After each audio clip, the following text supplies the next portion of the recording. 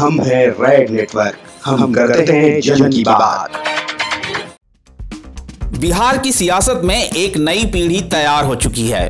दूसरी पीढ़ी के नेताओं में तेजी से उभरता एक चेहरा चिराग पासवान, जिसे उम्मीदों का चिराग भी कहा जाता है, जिसका चेहरा सिर्फ देखने में हीरो माफिक नहीं है, बल्कि वो सच में सिल्वर स्क्रीन का सितारा रह चुका है। आज उनकी पहचान सिर्फ रामविलास पासवान के बेटे के तौर पर ही नहीं, एक गंभीर राजनेता के तौर पे भी है।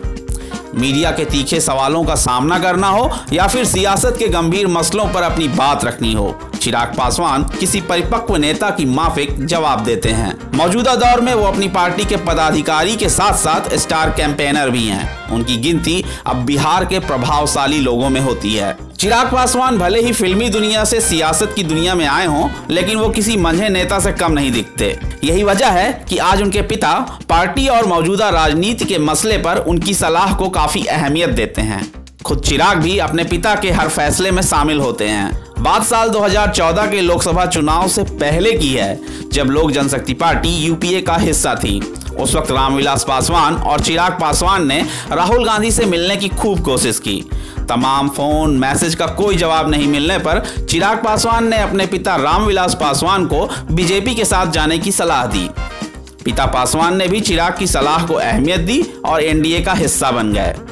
फिर जब पिता पासवान पर मौसम वैज्ञानिक और मौका परस्ती के आरोप लगे, तो पार्टी और पिता के बचाव में चिराग पासवान आगे आए और मजबूती से सवालों का जवाब दिया। चिराग पासवान परिवारवाद से इनकार नहीं करते, इसे वो खुलकर स्वीकार करते हैं। लेकिन अपनी सफाई में चिराग पासवान का कहना है, मैंने एक्टिंग में एक ईमानदार कोशिश की थी, लेकिन मैं वहां अनफिट था। चिराग पासवान पैरासूट लैंडिंग को खारिज करते हुए कहते हैं कि मैं हमेशा से क्लियर था कि राजनीति में आना है और मैं यही करना भी चाहता था। चिराग का मानना है कि अगर आपके पास काबिलियत नहीं है तो आप किसी के भी बेटे हों, आपका सरनेम कुछ भी हो, ना लोग आपके साथ जुड़ेंगे, ना ही आप किसी का कुछ भला कर पाएंगे। चिराग इस बात को लेकर खुशी जताते हैं कि आज वो अपने पिता के साथ हर फैसले में शामिल हैं। खुद रामविलास पासवान भी चिराग के बारे में कहते हैं कि बच्चों पर अपना विचार थोपना गलत है, इसलिए मैंने चिराग को अपने मन का करने दिया। चिराग पासवान ने अब एक्टिंग पूरी तरह छोड़ दी है, अब वो बिहार में ज्यादा वक्त गुजारते हैं। चिराग कहते हैं कि उन्हें बिहारी होने पर गर्व है। चिराग ने पिता पासवान से राजनीति को समझा। उनका कहना है कि वो बिहार के लिए काफी काम करना चाहते हैं। आज बिहार के हालात बदल चुके हैं, लेकिन अभी बहुत कुछ करने की जरूरत है। चिराग पासवान को फिट रहना बहुत पसंद है। वो अपनी फिटनेस के लिए रोजाना वक्त पर जिम जाते हैं। चिराग को लिट्टी चोखा भी खूब पसंद है। यही नहीं, तेजस्वी के साथ चिराग पासवान के व्यक्तिगत संबंध हैं। चिराग खुद तेजस्वी को छोटा भाई भी मानते हैं। 31 अक्टूबर 1982 को जन्मे चिराग पासवान का वक्त भले ही दिल्ली में ज्यादा गुजरा, लेकिन बिहार उनकी रगों में बसता है। कंप्यूटर साइंस की पढ़ाई करने वाले चिराग पासवान एक फैशन डिजाइनर भी हैं। सियासत में आने से पहले चिराग पासवान बॉलीवुड में किस्मत आजमाना चाहते थे। ऐसा कहा जाता है कि घर में चिराग पासवान मम्माज बॉय माने जाते हैं। चिराग पासवान की मां रीना शर्मा कभी एयर होस्टेस थीं। हालांकि पिता रामविलास पासवान चाहते थे कि चिराग सियासत में अपनी पहचान और करियर बनाएं, लेकिन चिराग को उन दिनों फिल्मी दुनिया ही भा रही थी, लिहाजा चिराग पासवान माया नगरी पहुंच गए। हालांकि उन्हें ब्रेक भी जल्द ही मिल गया। साल 2011 में ही उनकी पहली और आखिरी फिल्म आई, जिसका नाम था मिले ना मिले हम।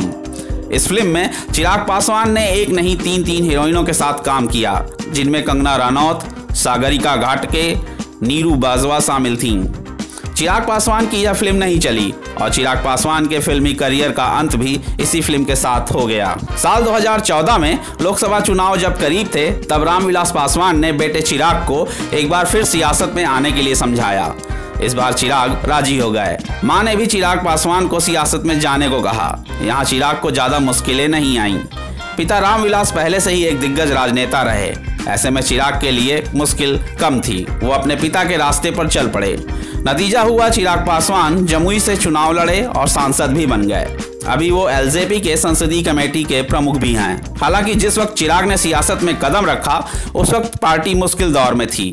कांग्रेस उसे अपने साथ लेने को तैयार नहीं थी, लेकिन चिराग पासवान के फैसले ने एक बार फिर पार्टी में जान फूंक दी। साल 2014 के आम चुनाव में एनडीए के साथ जाने के चिराग की सलाह की वजह से ही लोक जनशक्ति पार्टी के 6 सांसद चुनकर लोकसभा पहुंचे। एनडीए में सीट बंटवारे के मसले पर जिस तरह चिराग ने अपनी पार्टी का पक्ष रखा और बीजेपी पर दबाव बनाने का काम किया, इससे यह स्पष्ट होता है कि राजनीति में चिराग पासवान का कद बढ़ रहा है। और वो आने वाले दौर के सियासत के माहिर खिलाड़ी साबित होंगे। Bureau report, red network. आप देख रहे हैं रेड नेटवर्क। आपसे गुजारिश है, YouTube पर रेड नेटवर्क से जुड़ने के लिए इस सब्सक्राइब बटन पर क्लिक करें। सब्सक्राइब बटन के साथ ही घंटी बनी हुई है, उस पर जरूर क्लिक करें ताकि जब भी हम नया वीडियो अपलोड करें आपको तुरंत इसकी जानकारी मिल जाए और आप लगातार जुड़े रहें रेड नेटवर्क के साथ।